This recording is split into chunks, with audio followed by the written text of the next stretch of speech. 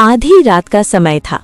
नवलपुर गांव की सबसे बड़ी हवेली के आंगन में सेठ लालाराम अकेले बैठे आसमान की तरफ देख रहे थे। उनकी आंखों से आंसू बह रहे थे। हे भगवान, मैंने अपने ही सच्चे बेटे को पहचानने में इतनी बड़ी गलती कैसे कर दी। लेकिन कुछ साल पहले तक कहानी बिल्कुल अलग थी। एक दिन तेज बारिश हो रही थी। लालाराम खेतों से लौट रहे थे। तभी रास्ते के किनारे एक छोटा बच्चा भीगता हुआ बैठा था। अरे बेटा, तुम यहाँ अकेले क्यों बैठे हो? मेरे माँ बाप अब इस दुनिया में नहीं हैं। ये सुनते ही लालाराम का दिल पिघल गया।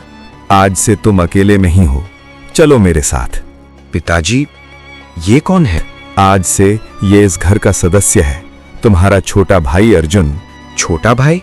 देवेंद्र चुप तो हो गया, लेकिन खुश नहीं था। समय बीतता गया, अर्जुन बड़ा होता गया। बाबूजी, आज क्या काम करना है? पहले खाना खाओ बेटा। पहले काम फिर खाना। धीरे धीरे अर्जुन सबका दिल जीतने लगा। अर्जुन बेटा, खाना खाया? पास खड़ा देवेंद्र सब देख रहा था। आज तक पिताजी ने मुझसे कभी ऐसे नहीं पूछा। पिताजी, आप अर्जुन की इतनी चिंता क्यों करते हैं? क्योंकि वो अकेला है बेटा। लेकिन मैं भी आपका बेटा हूँ। और वो भी है। अर्जुन बेटा, अब तुम्हारी शादी कर देनी चाहिए। जैसा आप ठीक समझें बाबूजी। कुछ ही दिनों में अर्जुन की शादी सीता से तय हो गई। अब शादी भी हो गई, अगला कदम संपत्ति होगी। रघु, इधर आओ। जी छोटे मालिक। अर्जुन को इस घर से निकालना है। ऐसा काम करेंगे, मालिक खुद निकाल देंगे। कुछ दिनों बाद हवेली में हड़कंप मच गया। तिजोरी का पैसा कहाँ गया? पिताजी, अर्जुन के कमरे की तलाशी लेनी चाहिए। नहीं, मेरा अर्जुन ऐसा नहीं कर सकता। लेकिन तलाशी हुई और पैसे अर्जुन के बिस्तर के नीचे मिल गए। अर्जुन, ये क्या है? मैंने चोरी नहीं की बाबूजी। ये जिस थाली में खाते हो उसी में छेद करते हो। मैंने कुछ नहीं किया बाबूजी। मुझे तुमसे ऐसी उम्मीद नहीं थी। इस घर से निकल जाओ।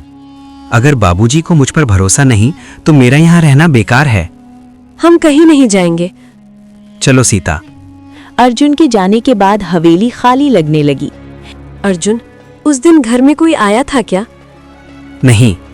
मुझे लगता है किसी ने पैसे रखे थे। एक दिन सीता ने छिपकर देवेंद्र और रघु की बात सुन ली।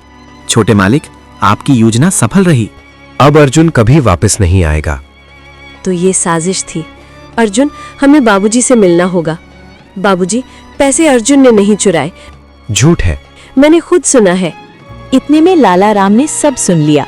देवेंद्र, तुमने मेरे भरोसे को तोड़ा है। पिताजी, आज से इस घर से निकल जाओ। मैंने अपने सच्चे बेटे को खो दिया। अर्जुन बेटा, मुझे माफ कर दो। आप मेरे पिता समान हैं। सच्चा बेटा खून से नहीं, दिल से जुड़ा होता है। और उसी दिन हवेली में फिर से खुशियां लौट आईं।